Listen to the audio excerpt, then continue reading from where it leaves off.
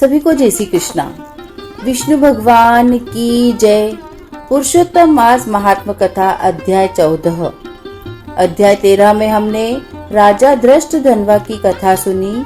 आज अध्याय 14 में ऋषि वाल्मीकि का उपदेश सुनेंगे। श्री नारायण जी बोले, इसके बाद चिंता से आतुर राजा धृष्टद्युम्न के घर वाल्मीकि मुनि आए, जिन्होंने परम अद्भुत तथा सुंदर रामचंद्र जी का चरित्र वर्णन किया। राजा धृष्टद्युम्न ने दूर से ही वाल्मीकि मुनि को आते हुए देखकर घबराहट के साथ जल्दी से उठकर भक्ति युक्त हो उनके चरणों में दंडवत प्रणाम किया। भली भांति पूजा कर उत्तम आसन पर ऋषि को बिठाकर उनके चरणों को गोद में लेकर दोनों हाथों से धोया और उस चरणोदक को बड़े हर्ष के साथ सिर से धारण कर शुक पक्षी की बात स्मरण करता हुआ राजा धृष्टद्युम्न ने मधुर वचन से ये कहा। राजा धृष्टद्युम्न बोले, हे भगवान, इस समय मैं कृत्य हूँ, भाग्यवान हूँ। मेरा जन्म सफल हुआ। हे प्रभु, आज मेरा मनोरथ पूर्ण हुआ।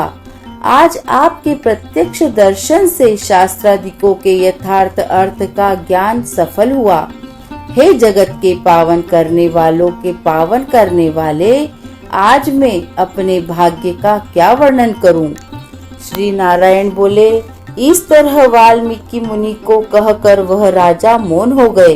वाल्मीकि उस राजा को विनय युक्त देखकर बड़े प्रसन्न हुए और जनता को आनंदित करते हुए बोले, हे नृपश्रेष्ठ, ठीक है, तुम में उक्त प्रकार की सब बातों का होना संभव है। हे राजन, तुम चिंता से आतुर क्यों हो? सो सब मन की बात कहो। ऐसा मालूम पड़ता है कि तुम्हारी कुछ कहने की इच्छा है, इसलिए हे महामते, उसे कहो। राजा धृष्टद्युम्न बोले, आपके चरण कमल की कृपा से हमेशा सुख है, परंतु हे विद्वान, हमारे हृदय में एक बड़ा संदेह है।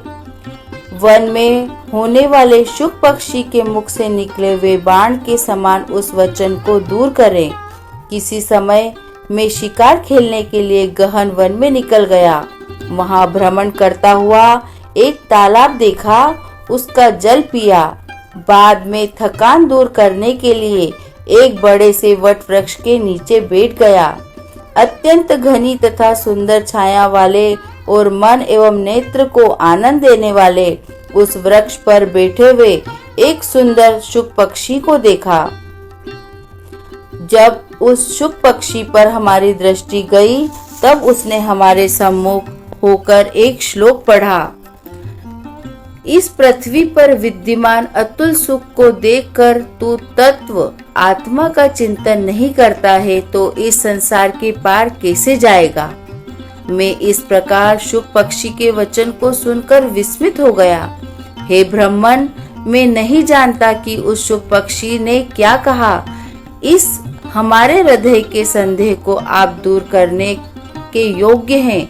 हमारा राज्य, सुख और सुंदर 4 पुत्र, सुंदर पतिव्रता स्त्री, हाथी, घोड़ा, रथ, सेवा, हे ब्राह्मण, ये सब अतुल समृद्धि इस समय हमें किस पुण्य से प्राप्त है, यह सब विचार कर संक्षेप में कहने के आप योग्य हैं। राजा धृष्टद्युम्न के वचन को वाल्मीकि मुनि सुनकर प्राणायाम कर एक मुहूर्त तक ध्यान में मग्न हो गए। हाथ में रखे हुए आंवला के फल के समान विश्व संसार के भूत, भविष्य और वर्तमान विषय है, उनको हृदय में समाधि के बल से जानकर और निश्चित कर राजा से बोले, हे राजा, अपने पूर्व का चरित्र तुम सुनो। हे राजेंद्र, पूर्व जन्म में आप द्रविड़ देश में ताम्रपर्णी नदी के किनारे वास करने वाले सुदेव नामक ब्राह्मण थे। धार्मिक, सत्यवादी, जो मिल जाए उतने में ही संतोष करने वाले, वेदाध्यान में संपन्न, विष्णु भक्ति में परायण रहा करते थे। अपने अग्निहोत्र आदि यज्ञों के द्वारा भगवान हरि को प्रसन्न किया। इस प्रकार रहते हुए तुम्हारी गुणवती स्त्री थी। वह गौतम ऋषि की सुंदर कन्या गौतमी नाम से प्रसिद्ध शंकर की सेवा में तत्पर पार्वती के समान तुम्हारे प्रेम से सेवा करती थी। गृहस्थाश्रम धर्म में धर्म पूर्वक वास करते हुए बहुत समय बीत गया, परंतु तुम्हें कोई संतान नहीं हुई।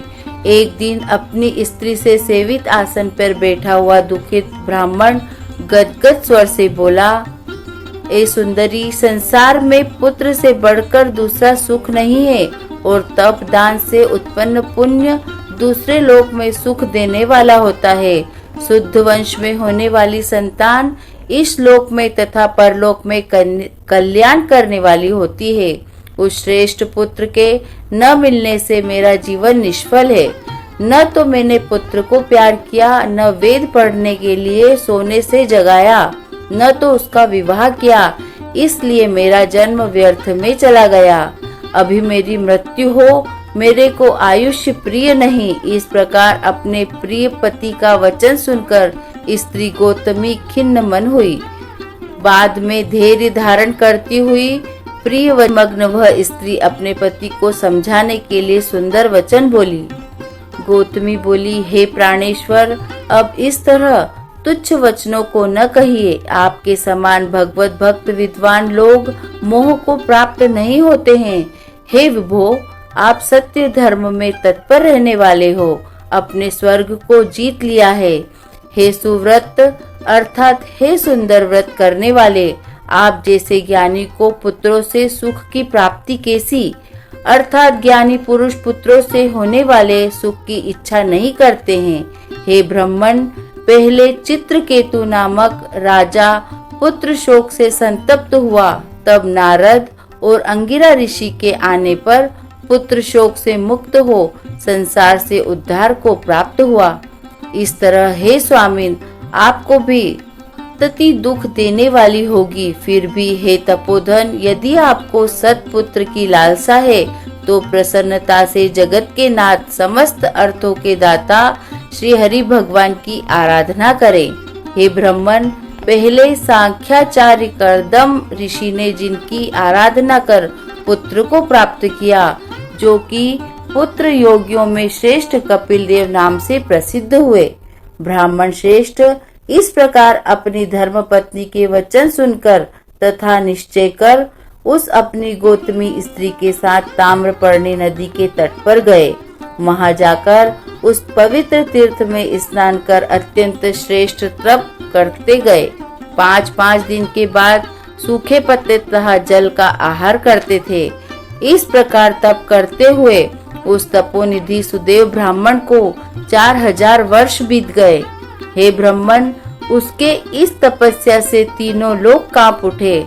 भक्त वत्सल भगवान उस सुदेव ब्राह्मण के अत्यंत उग्र तपस्या को देखकर जल्दी से गरुड़ पर सवार होकर प्रकट हुए।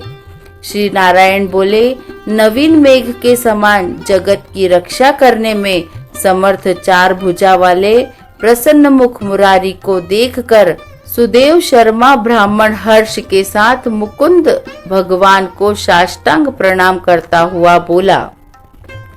श्री पुरुषोत्तम मासाय महात्म्य चतुर्दशो अध्यायः। बोलिए पुरुषोत्तम मास की जय, विष्णु भगवान की जय।